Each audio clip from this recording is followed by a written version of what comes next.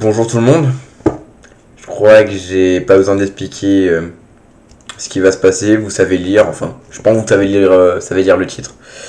Je quitte le serveur Minecraft Xenophobia. Je suis pas le seul à le quitter, comme vous aurez sûrement dû le voir. Il y a moi, Philippe et Maximilien, on a décidé de quitter le collectif serveur Minecraft Xenophobia. Alors, je sais que cette vidéo va faire polémique, que les principaux concernés en fait n'ont pas été prévenus. Je suis au courant. Je sais que cette vidéo va faire du drama en interne comme en externe. Mais faut que ça sorte. On ne peut plus rester dans le silence. On doit parler. On doit parler parce que ça touche beaucoup de personnes. Ça touche beaucoup de personnes. Donc j'en ai parlé.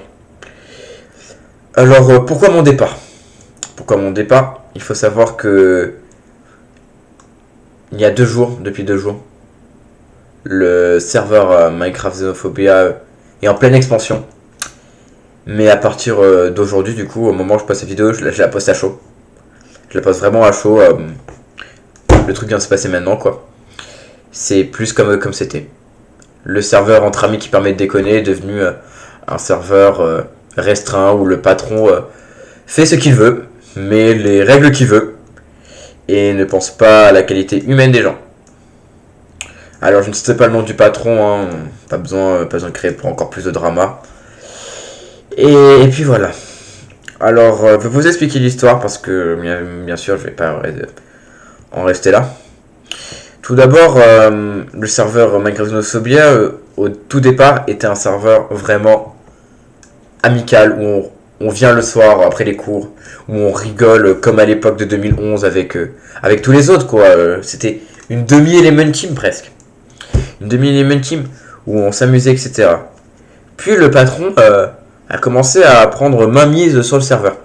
Il faut savoir que de base, le serveur, c'était le patron et Nathanael qui le gérait. Et suite à des embrouilles, Nathanael a perdu ses permes. Et c'est le patron, en fait, la personne qui dirige, qui a pris toutes les permes. En fait, et du coup, qui nous a pas mal réfréné. Alors, tout ça a commencé en fait par leur projet de base. Et moi qui demandais World Edit. Il y avait moi, Nathanael et le patron. Je demandais World Edit, on m'a refusé. On m'a dit non, t'as pas à avoir les permis, etc. On m'a clairement dit c'est mon serveur, tu fermes ta gueule, quoi. Et donc j'ai rien dit. J'ai rien dit, c'est pas mon serveur, voilà, on est un collectif, mais ça reste pas mon serveur et j'ai pas vraiment le mot à dire. Puis Maximilien est rentré dans le projet et dès qu'il est arrivé, on lui a direct mis les permissions du serveur.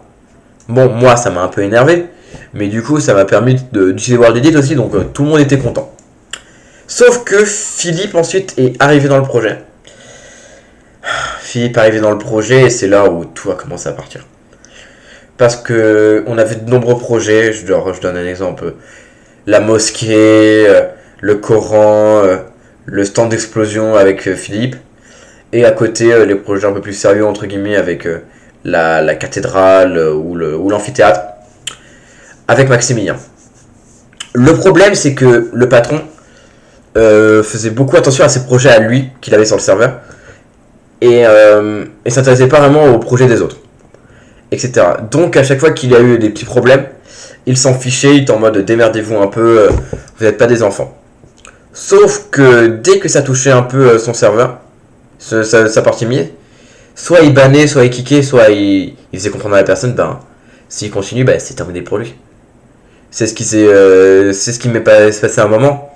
Moi qui voulais rigoler, toucher un peu à ses projets, il m'a direct banni. J'ai dû avoir l'aide de Maximilien à supplier pour que je revienne dans le projet, ça vous n'êtes pas au courant, pour que je puisse revenir. Et du coup, je suis revenu et j'ai fermé les yeux et j'ai continué. On a beaucoup fermé les yeux là-dessus. On s'est pas vraiment rendu compte. Puis, avec World Edit, moi et Philippe, on a fait entre guillemets une connerie. On a fait tellement charge des chunks qu'on a fait crash le serveur. Et on a fait crash le serveur sans faire exprès. En fait, du coup, parce que c'est un serveur gratuit, donc il a pas beaucoup de ressources. Donc à peine tu le fais sur côté, ben paf, il pète. Et la réaction du patron qui était pas là, et de directement tous nous enlever nos permes. On avait plus la perme sur le serveur.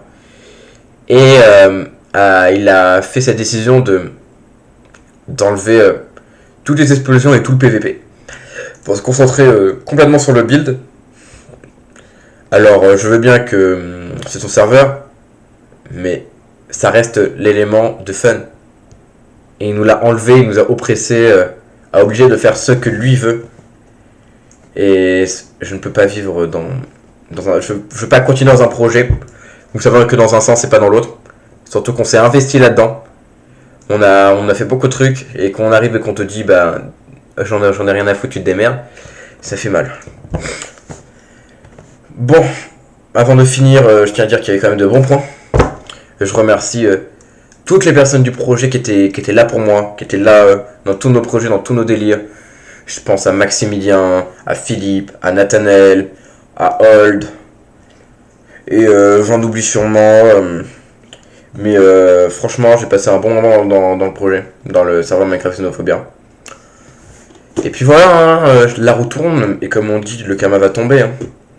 Le karma va tomber, d'autres personnes vont sûrement réagir de la même façon. On peut pas rester dans le silence. Donc,